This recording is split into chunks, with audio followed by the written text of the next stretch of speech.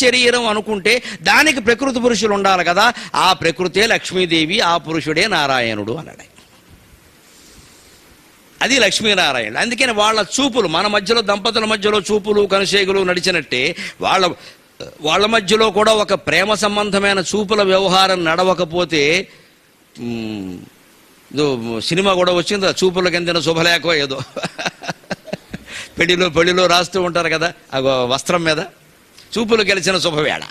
ఆ చూపులు కలిసిన శుభవేళని 6 శ్లోకాల్లో వర్ణిస్తున్నారండి. లక్ష్మీనారాయణుల యొక్క చూపులు ఎలా ఉన్నాయి. అంగం హరే పులకభూషణం ఆశ్రయంతి భృంగంగనేవ ముకుళాభరణం తమాలం. విష్ణుమూర్తి నల్లగా ఉంటాడు. సరిగ్గా కానుగ చెట్టు చూడండి, గానుగ చెట్టు అది కానుగ చెట్టు, నిజానికి కకారం, మనం పలుకుబడిలో గానుగ చెట్టు అంటాం. అది దాని ఆకులు చూడండి నల్లగా ఉంటాయి. సరిగ్గా కానుగ చెట్టుతో పోలుస్తున్నారు ఇక్కడ. తమాల వృక్షం అంటే అర్థం అది. అది కానుగ చెట్లు ఎలా ఉంటాయంటే చీకట్లో మనం వెడుతుంటే అందులో కలిసిపోయి ఉంటాయి. ఆకులు నల్లగా ఉండడం వల్ల మామూలు ఆకులు కూడా మీకు దూరం నుంచి చూస్తే ఆకుపచ్చ ఆకులు నల్లగానే ఉంటాయి దూరం నుంచి చూస్తే.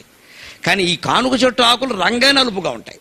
వెంటనే ఆకుపచ్చ నుంచి నలుపుకి తిరిగిపోతుంది. శ్యామల వర్ణం అంటారు. ఆకుపచ్చ నలుపుగా మారితే దాన్ని శ్యామల వర్ణం అంటారు. మారకుండా మామూలుగా ఆకుపచ్చ ఉంటే దానికి మరకత వర్ణం అంటారు. ఈ నలుపునేమో నీలవర్ణం అంటారు. ఆకుపచ్చ నలుపుగా మారితే శ్యామల వర్ణం అంటారు. శ్యామలాదేవి 6 రంగులో ఉంటుంది. ఆ కానుక చెట్టు ఎలా ఉంటుందో విష్ణుమూర్తి అలా ఉంటాడని విష్ణుమూర్తిని కానుక చెట్టుతో పోలుస్తాడు. మరి పోలిస్తే బాగానే ఉందని లక్ష్మీదేవి చూసింది అన్నారు. ఆ చూసినప్పుడు సహజంగా స్త్రీ, అందులో లక్ష్మీదేవి చూస్తే ఆయన శరీరంలో మనస్సులో ఏమైనా మార్పులు రావాలి కదా.